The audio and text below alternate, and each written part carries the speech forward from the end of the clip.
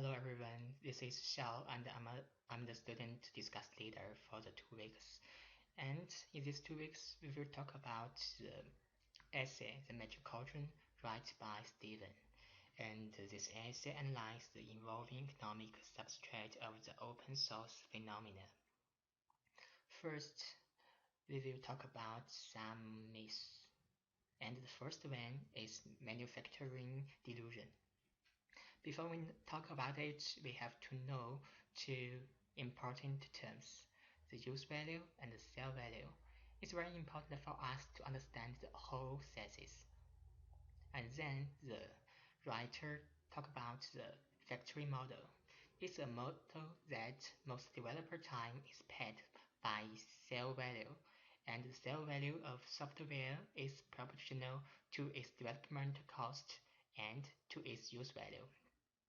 However, the factory model isn't suited for open source because software is largely a service industry, not a manufacturing industry. And the second one is the information wants to be free. However, it's not very important for this essay, so we didn't explain it in this presentation, just read it. The third one is commerce. And in this part, the writer tell us a story about Harding predicts, and in these predicts there are three possible outcomes, and we can get a result from the outcomes that commerce will break up. However, it's also not suited for open source because they ignore the friction costs in submitting patches, which will lead to that using software will increase its value, not decrease its value. And then we will talk about the use value funding models. And there are two functions, cost sharing and risk spreading. And there are a key fact that the distinction between use and sale value allow us to notice is that only sale value is threatened by the shift from closed to open source, use value is not. And then the writer introduced 7 different indirect sale value models and these profit models. And so we can know more details about the different ways that the company can get money from selling the open source software. So if you want to know more, just read it. And in this part, there are some important questions that we have to understand. The first is, what are the discriminators push toward open source? And there are 5 different discriminators. And the second question, we have to know that if you want to open your source, the timing is very important because there are many competitors in the same market. If you miss the timing, maybe you have lost the chance.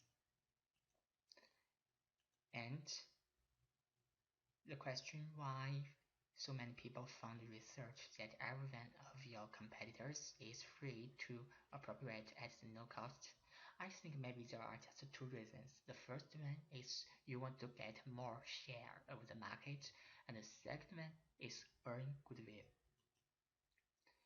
And the question, what's the business ecology of open source?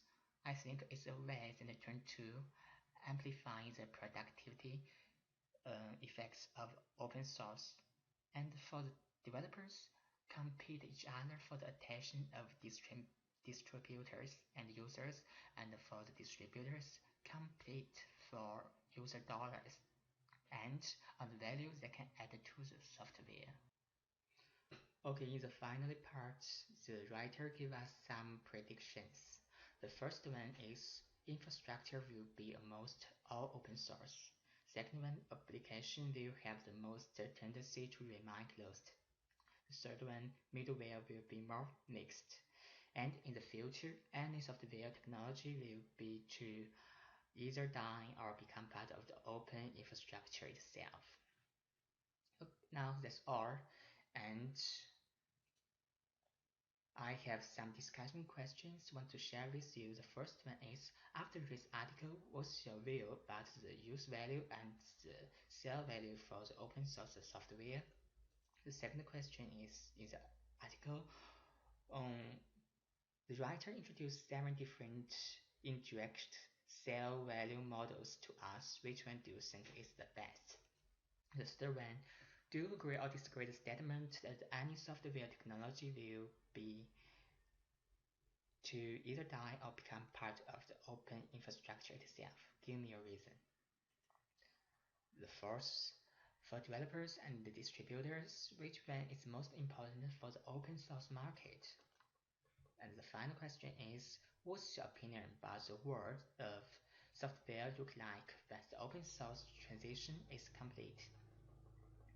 Okay, this is my today's presentation, and thanks for watching this video, and I'm waiting for the excellent posts from all of you. Thank you.